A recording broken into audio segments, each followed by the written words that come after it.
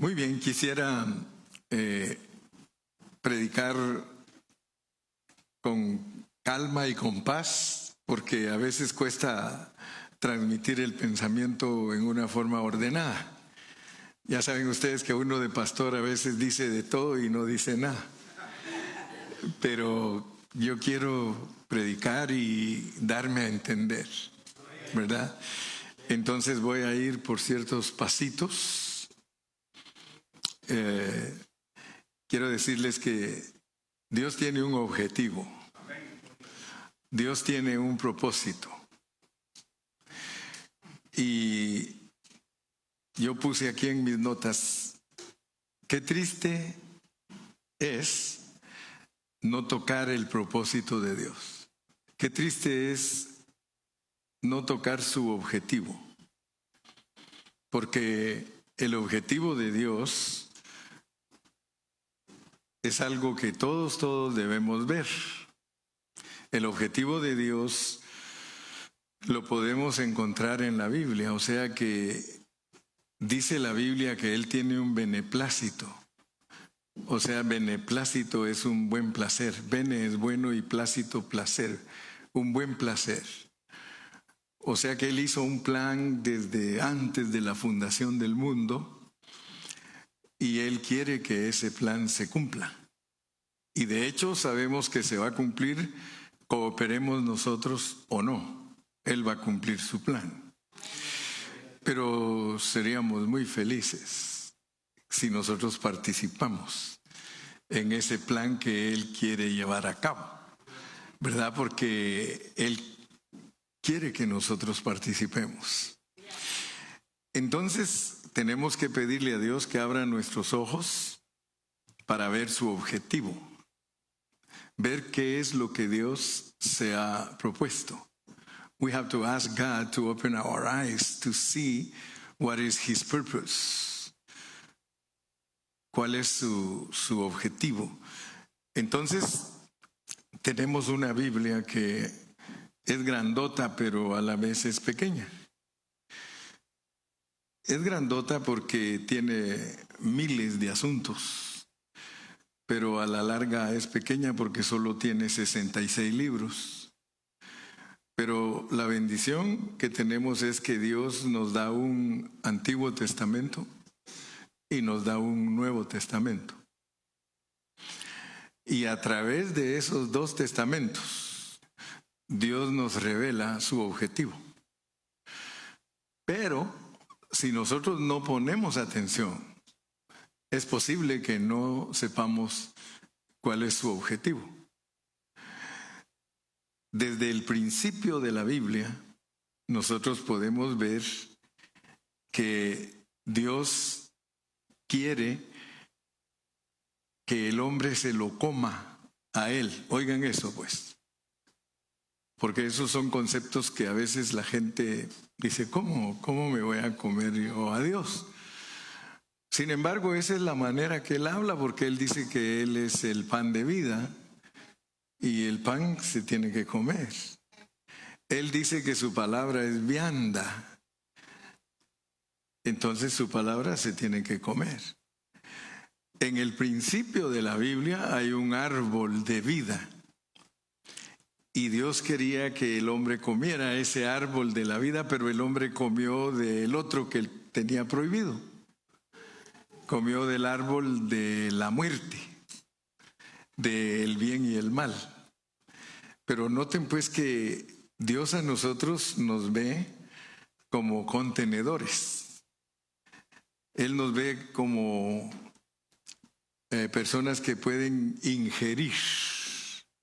Y de hecho, pues la mejor ilustración de cómo funciona Dios en nosotros es la forma que nosotros ingerimos, digerimos y asimilamos, ¿verdad? Por eso nosotros nos volvemos lo que comemos.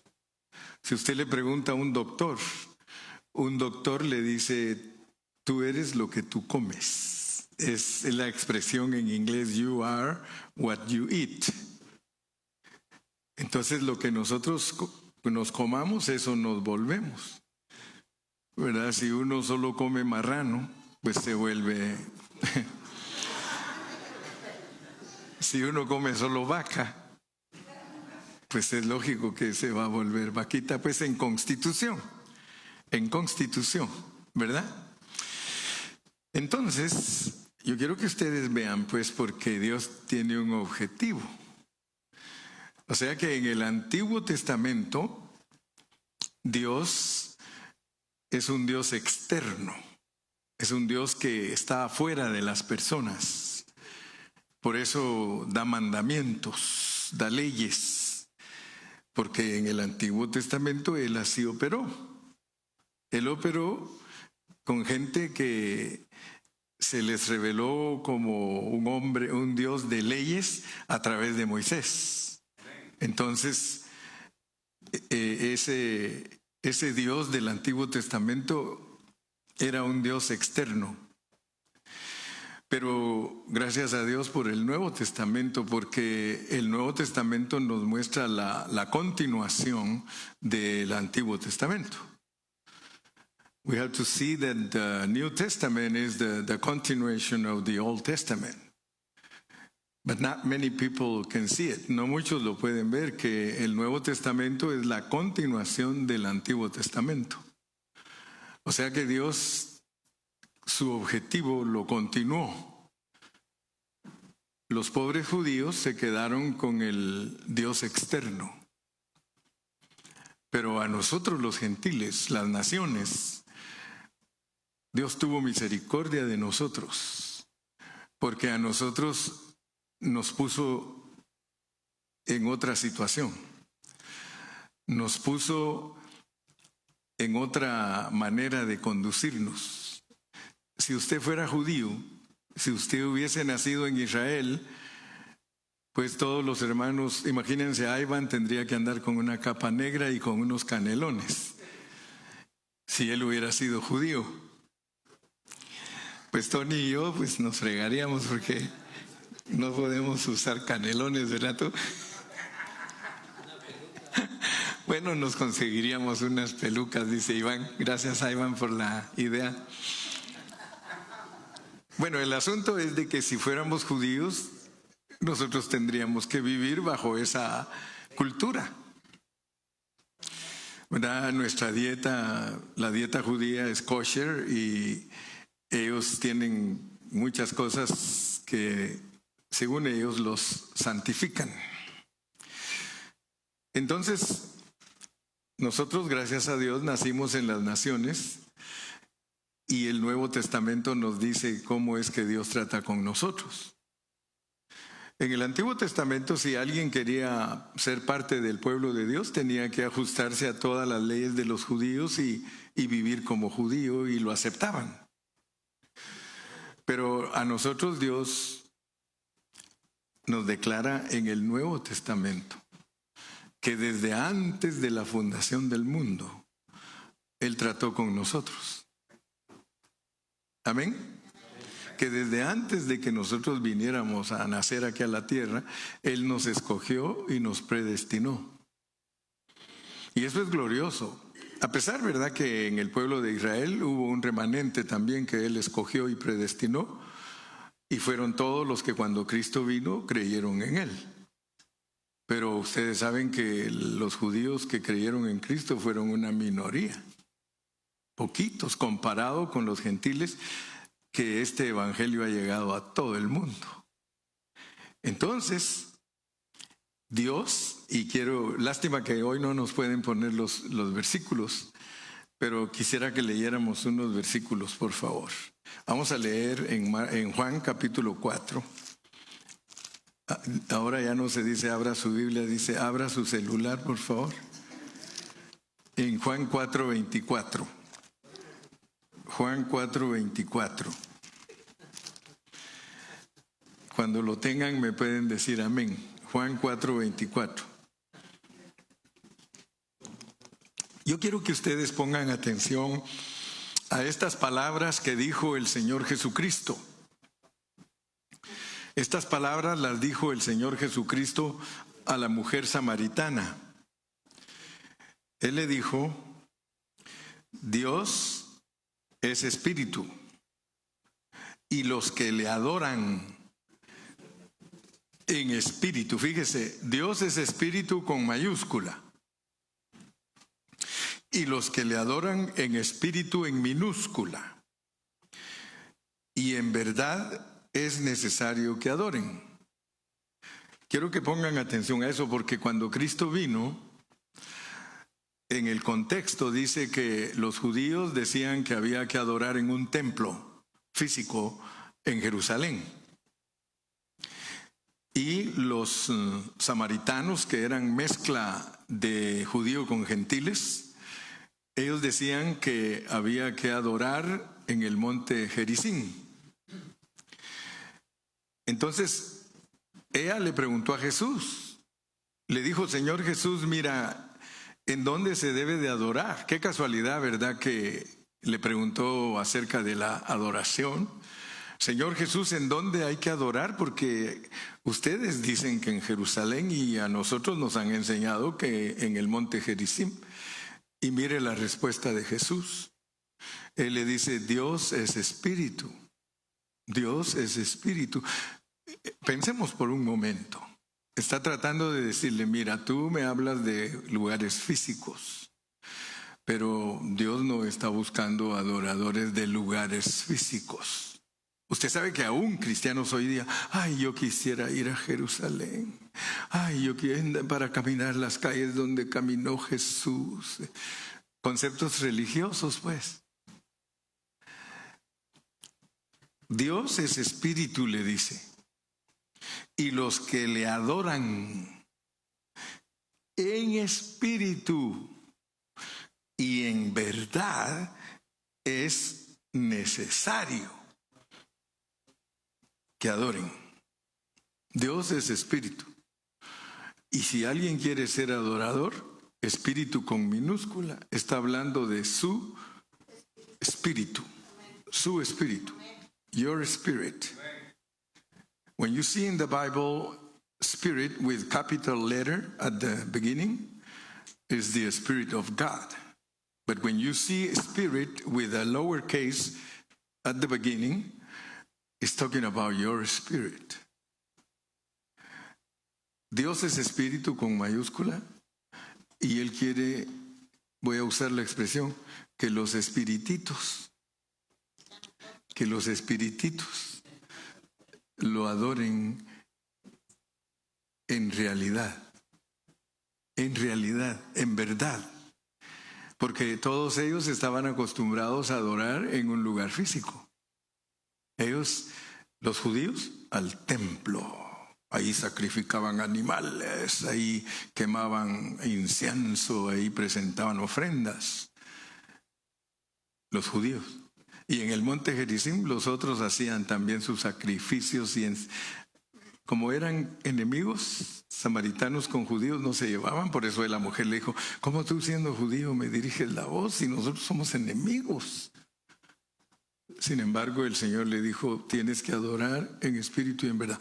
Ok, para todas esas personas que creen que los templos son los que son santos, eso es mentira. You know, for those people, or for that people that believes that the place is saint, that is a lie. The Bible doesn't teach that. Bible teaches that you are the temple. That is the truly teaching. La verdad en su pureza, usted y yo somos el templo. Ahora dice Dios: yo soy espíritu. Si tú me quieres adorar, if you want to worship me, I am spirit. Le aseguro que después que nosotros nos vamos de aquí y se apagan todas las luces, hasta ratones han de pasar por aquí.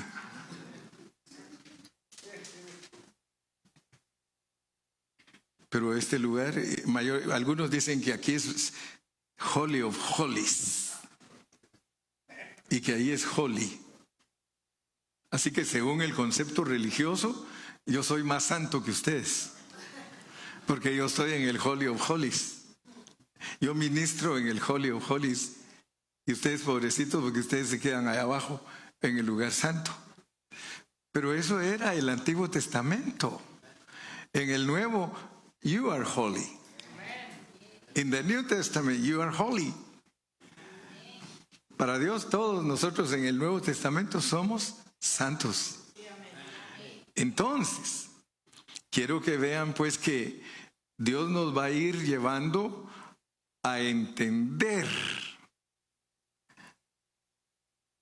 que su objetivo, después de ser un Dios externo, es volverse un Dios interno. Y aquí está la falla de los cristianos. Porque casi todos los cristianos y casi todos los pastores les predican como que Dios estuviera fuera de ellos. ¿Me explico? The majority of the preachers, estoy reluciendo mi inglés. La mayoría de los predicadores le predican a todas las iglesias como que el Dios de nosotros fuera un Dios exterior. Es bien escaso el predicador que realmente les explica que le está predicando a gente que tiene a Dios adentro. Si usted es un creyente, usted tiene a Dios adentro de usted. Ahora, si usted no es creyente, le aseguro que a lo mejor el que tiene adentro es al chamuco. Pero si usted es creyente,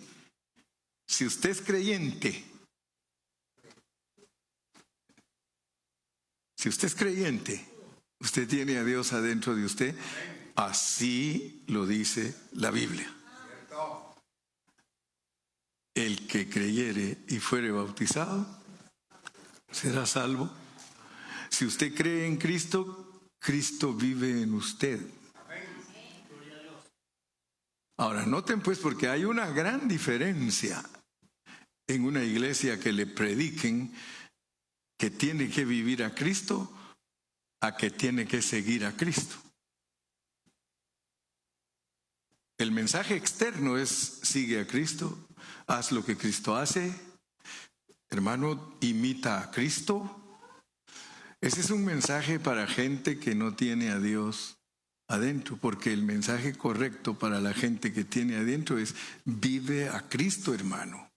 Pregúntele a Pablo. Pablo decía: ya no vivo yo, vive Cristo en mí, y lo que ahora vivo en este cuerpo carnal, porque sigo siendo carnal, lo vivo en la fe del Hijo de Dios. Entonces, hay una gran diferencia entre un evangelio para gente que le gusta oír y aprender, a un evangelio que a la gente le gusta practicar. Muchos años tengo predicando la palabra y yo les he explicado que uno puede honrar a Dios hablando de Él. Yo puedo honrar a Dios hablando de Él. Dice la Biblia: este pueblo de labios me honra. O sea que sí se honra a Dios predicando el evangelio, sí se honra a Dios hablando de cosas bonitas de la Biblia, pero dice: pero su corazón está lejos de mí.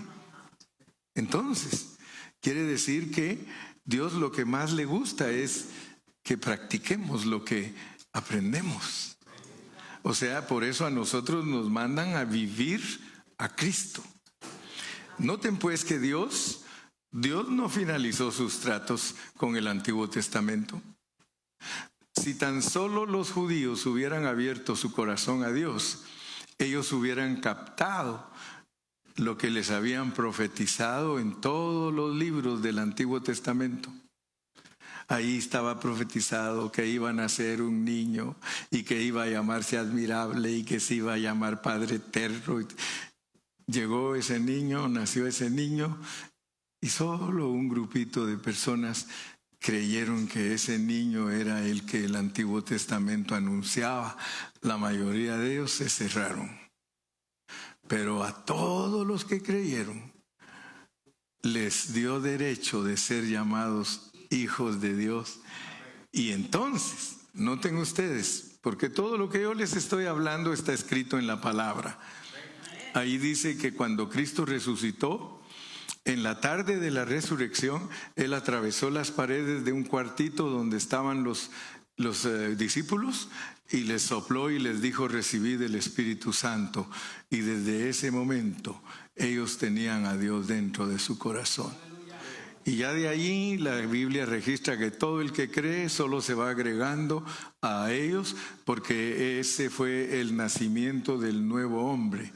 Y el nuevo hombre es espiritual, con solo que alguien lo busque al nuevo hombre y que ore por él y que le diga que reconoce a Cristo, ya fue engendrado como hijo también. La palabra los va engendrando. Con solo que nosotros les vayamos comunicando la palabra, nosotros estamos engendrando hijos, hijos espirituales. Entonces, noten que Cristo, empezamos el día viernes a mencionar de que Cristo, en la divinidad, en la deidad, Él es Dios completo. Compartiendo con los hermanos de Ecuador, yo les decía que esto es tremendo lo que les voy a decir ahorita. Es tremendo. Porque el que conoce quién es Dios, el que sabe quién es Dios, que es el Dios triuno, es el Dios triuno, ese es el verdadero Dios. Pero puede ser que muchos cristianos lo conozcan doctrinalmente, porque de hecho la tradición ha enseñado la bendita Trinidad, pero como doctrina. No la ha enseñado como vida, como experiencia. Porque resulta que al entender quién es Dios, que es Padre, Hijo y Espíritu, ¿verdad? Porque el Padre, el Hijo y el Espíritu lo revela totalmente la Biblia. Por medio de Cristo dice que el Padre y el Hijo son uno. Aunque son distintos, son inseparables. Porque una cosa es ser distinto y otra cosa es ser separable o inseparable. Me decía Luis, hermano Carrillo, pero usted no cree el arrianismo, ¿verdad? No, le digo. Es que como Luisito iba a ser cura, pero ya se agachó porque no quiere que sepan.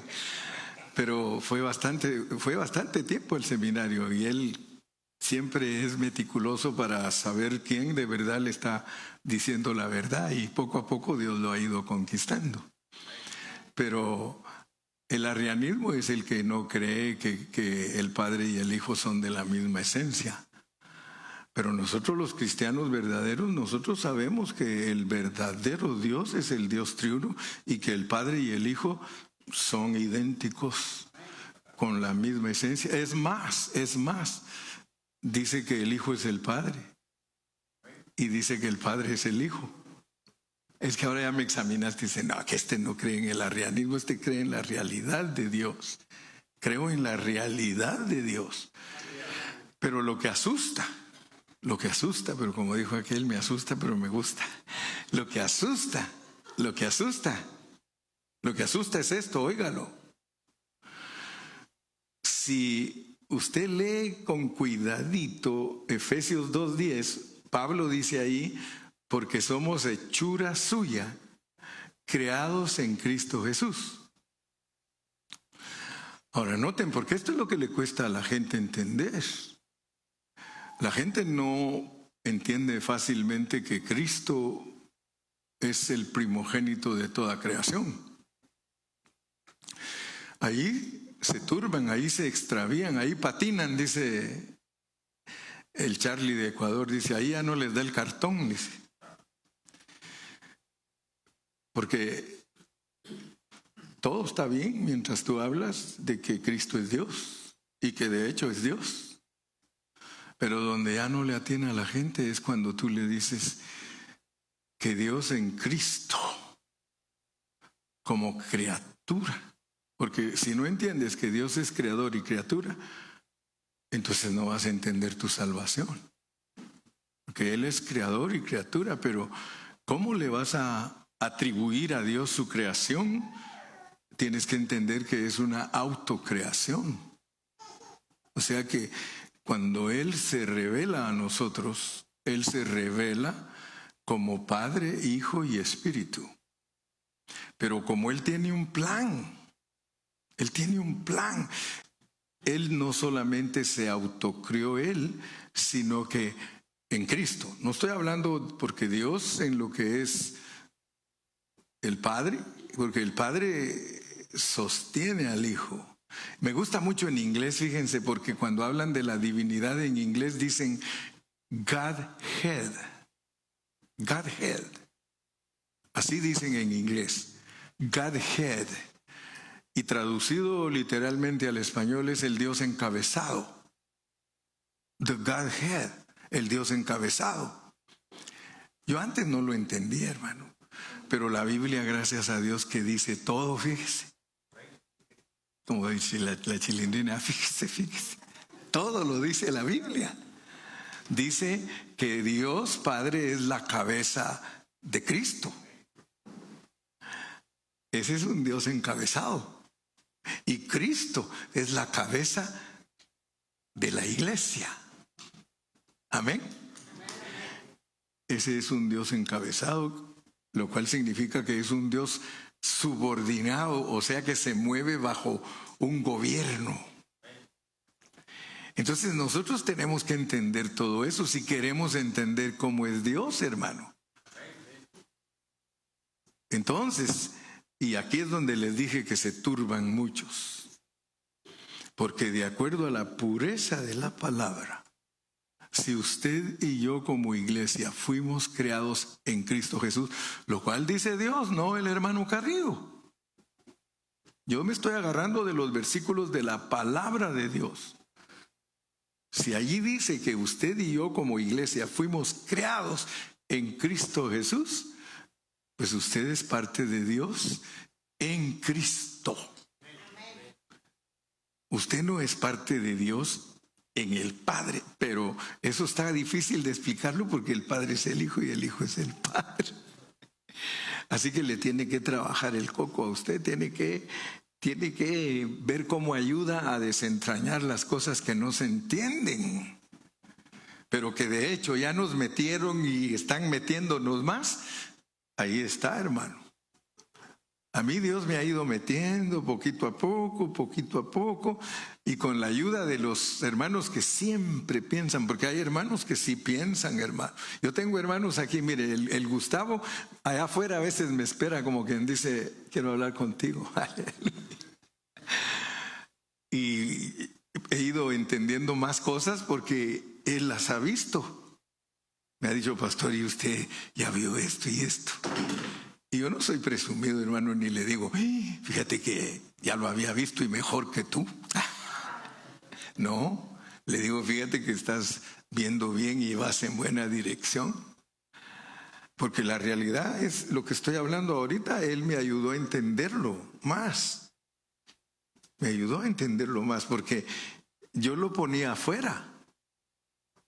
Yo ponía que nosotros empezamos afuera, pero entonces, ¿cómo voy a explicar que yo fui creado en Cristo Jesús si Cristo Jesús es Cristo Jesús desde adentro? Amén. Entonces Dios bendiga a Gustavo, que me dijo, es que si lo pones afuera, entonces no estábamos ahí creados en Cristo. No me lo dijo así porque me tuvo lástima, pues me vio con ojos de amor, dijo aquel. Y esa realidad tenemos que discernirla, tenemos que verla, tenemos que entender que si estamos en Cristo, pues somos parte de Dios, hermano. Y es que eso nos compromete más que decir que venimos del chango, ¿verdad? Porque es fácil decir, mi papá era un chango, porque como a veces parezco chango. Mi papá era chango. No, nosotros tenemos nuestro origen celestial. ¿Acaso no nos dicen, pues, acaso Cristo no dijo, mi reino no es de este mundo? Ustedes, les dijo, ustedes son de aquí. Yo no soy de aquí. Y entre dientes, yo creo que como habla a veces una amiga que tengo, entre dientes que dice, no somos de aquí vos. No somos de aquí. Yo creo que Cristo, cuando hablaba con esos que eran incrédulos, impíos y bárbaros, cuando hablaba con ellos, yo digo que de entre los dientes le decía a sus discípulos: ustedes son celestiales, estos son diablos. ¿Verdad? Yo digo, porque yo pienso que el Señor tenía un buen sentido del humor. ¿Sí? ¿No ve que a unos de ellos les dijo: ahí vienen los hijos del trueno? O sea que eran bien impulsivos esos cuates, eran sus discípulos, pues. Y decía: ahí vienen los hijos del trueno. Entonces, amados, ¿estamos en business? ¿Are we in business? ¿Estás metido en este negocio? ¿Entiendes lo que estamos hablando? ¿O estoy hablando chino para ti? Fíjense que es sorprendente, porque lo que Dios está buscando en nosotros, y esta es la recta final ya del mensaje. Necesito solo unos minutitos para dejar certificado lo que estoy hablando.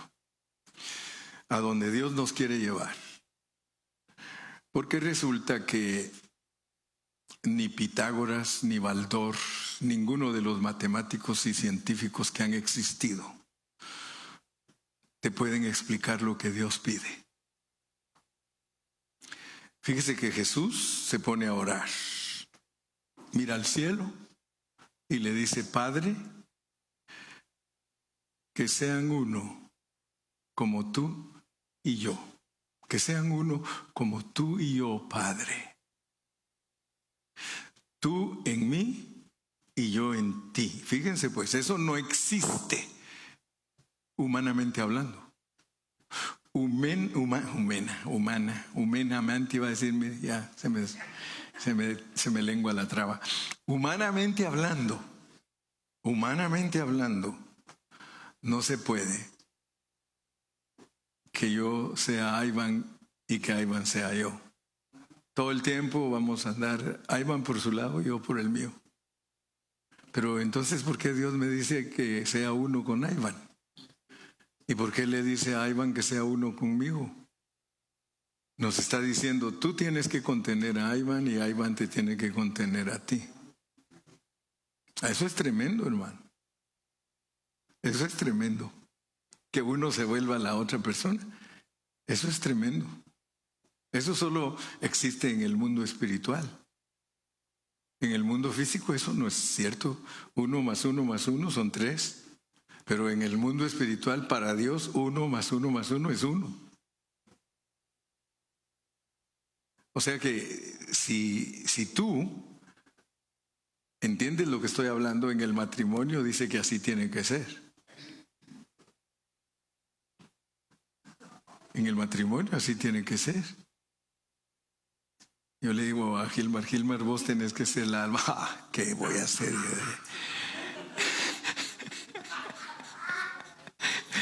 Alma, tú tienes que ser como Gilmar. Pucha, ¿qué voy a hacer yo? No lo conozco. Pero noten pues a dónde nos quiere llevar Dios. ¿A dónde te quiere llevar Dios con este hablar? Porque te quiere llevar a un punto. Te quiere llevar a un punto que tienes que entender que ya no estás en este mundo por un Dios externo. Estás en este mundo para ser el templo de un Dios interno, un Dios que mora en ti. Por eso les decía a unos hermanos cuando les predicaba un mensaje respecto a esto, les decía: solo oigan los cantos que hacen los cristianos y usted se va a dar cuenta cuán mal estamos. Pasa usted por un lugar donde están cantando los cristianos y usted los oye cantar y sabe cómo cantan. Yo sé que estás aquí, mi Señor. Yo sé que estás aquí. Yo sé que estás aquí, mi Señor. Yo sé que estás aquí. Y hasta le agrega bonito: alientas mi alma. Alientas mi alma. Alientas mi alma. yo sé que estás aquí. Y la Biblia no dice eso. En la Biblia a nosotros no nos enseñan que Dios está aquí, nos dice que Dios está en mí. Entonces ese canto, el que lo hizo lo debería de ajustar, pero ¿qué lo va a ajustar si ya se murió? Yo sé que estás en mí, mi Señor. Yo sé que estás en mí. Alientas mi alma, alientas mi alma, alientas mi alma. Yo sé que estás en mí. Eso cambia el evangelio, hermano. Eso cambia las predicaciones, pero sin embargo los predicadores no la cambian, siguen igual. No, y hay otros que están peor, hermano. Pasa usted por una iglesia y sabe cómo están cantando. Pasa por aquí, Señor, pasa por aquí. Oh, Señor, pasa por aquí. Eso es tan peor, hermano. Todavía los otros dicen que está allí. El otro dice que pase por ahí. Me explico, ¿verdad? ¿Cómo nosotros cantamos tantas ridiculez, pues? ¿Cómo nosotros los cristianos nos han enseñado tan mal, hermano? Tan mal. Y lo peor, que lo aceptamos. Yo le aseguro que si yo me pongo a cantar aquí, pasa por aquí, Señor, después de dar este mensaje, todos cantan conmigo. Y bien alegres. Y bien alegres. Entonces, hermano, vamos a seguir pues a donde Dios nos quiere llevar. Dios nos quiere llevar a un punto donde tenemos que entender lo que está esperando de nosotros. He's expecting something from us. God is expecting something from us. Está esperando que seamos adoradores en espíritu y en realidad. Él está esperando que nosotros, hermano, y entonces mire, la cosa es distinta. La cosa es distinta porque entonces se cumple eso que yo les dije a ustedes, que a esta hermanita le preguntaban siempre, le dicen, hermana, ¿a usted le gusta la música clásica? Y ella decía, a mi esposo le encanta. ¿Y qué tal? ¿Te gusta el pollito frito o asado? Oh, a mi esposo le encanta asado. Ella todo el tiempo contestó como que ella fuera el esposo, porque ella entendió pues esto que estoy predicando. El día que usted entienda lo que está predicando el hermano Carrillo, entonces usted le van a preguntar a la hermana Meli, ¿a usted le gusta tal cosa? Oh, ese mi viejito le encanta. ¿Sí? ¿Por qué? Porque va a entender que somos uno en el matrimonio. Ahora somos uno. Padre, que sean uno como tú y yo. Yo en ti, tú en mí y ellos en nosotros. Ahí está. Y ellos en nosotros.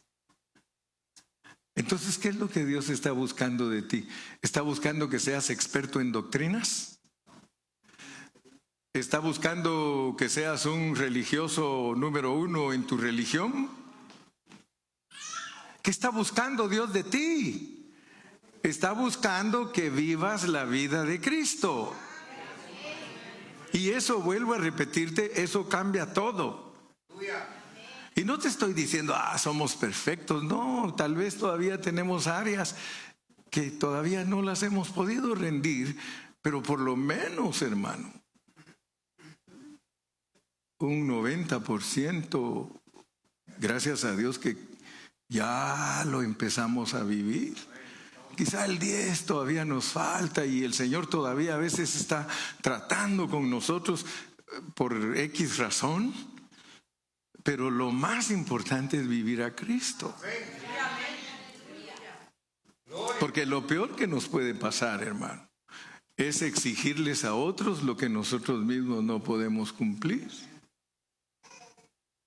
Pero si tú estás consciente que estás viviendo a Cristo, lo primerito, hermano, tú amas a los hermanos.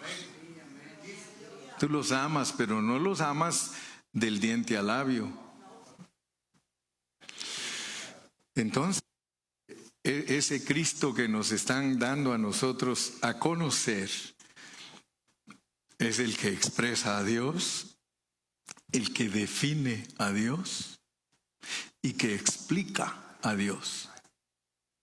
Es un Cristo, hermano, que cuando la Biblia dice que es la palabra, si Cristo es la palabra, hermano, la palabra sirve para definir algo, sirve para expresar algo. Amén. Entonces, entendamos pues el mensaje del Evangelio y enfoquémonos más en ser hacedores y no tan solamente oidores. A mí me toca dar un estudio sobre liderazgo y algo que, cómo nos ha bendecido Dios, porque los ancianos compramos un libro que se llama Cómo vivir el liderazgo de Jesús. Y el hermano pone 11 cosas para vivir a Jesús. Y él dice, este estudio de liderazgo no es para que te vuelvas un hombre sobresaliente, porque regularmente todos los líderes de las empresas se esfuerzan para que sus empresas salgan adelante en una manera sobresaliente, con los negocios, con las ganancias, con todo. Sin embargo, en la vida espiritual lo importante es tener el carácter de Cristo para ser un buen líder. Para ser un buen líder uno tiene que tener el primer ingrediente, que es la humildad. Si nosotros somos humildes, nosotros siempre ayudamos a todas las personas.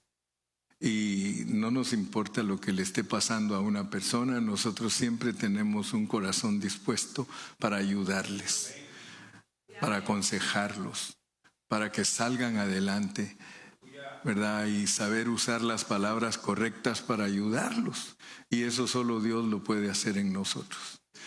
Entonces, nunca te olvides, nunca te olvides que la unidad que produce Dios no es la unidad humana. Hay partidos políticos que se llaman la unidad nacional y casi se matan entre ellos. La verdadera unidad es la que Dios está buscando. Que sean uno como tú y yo, tú en mí, yo en ti y ellos en nosotros. Cuando nosotros lleguemos a ese grado, nosotros vamos a poder sentir el dolor ajeno porque somos uno. Es que mire ya me voy a caer. No, me va a pasar la del predicador que se cayó y dijo, hermanos, el siguiente mensaje, la caída del creyente. Les decía, pues, con esto finalizo. Cuando nosotros lleguemos a ser uno, entonces nosotros tendremos piedad, tendremos humildad, tendremos amor, tendremos sinceridad. ¿Por qué? Porque nos vamos a amar como que fuéramos nosotros mismos. Ama a tu prójimo como a ti mismo. Pero mientras nosotros no conozcamos la unidad verdadera, seremos iglesias problemáticas, iglesias divisivas, hermanos pretenciosos, orgullosos, querellosos, puros osos, mentirosos, de todo. Entonces oremos para que Dios haga carne en nosotros lo que es la verdadera unidad. Miembros los unos de los otros con amor entrañable, con misericordia. Sí, eso es lo que Dios está buscando en su iglesia. ¿Cuántos dicen amén? Amén. Muy bien. Entonces, como yo ya terminé, vamos a tomar la cena y después de la cena me toca dedicar a unos bebés. Así que ahorita vamos a tomar la cena. Los diáconos, por favor.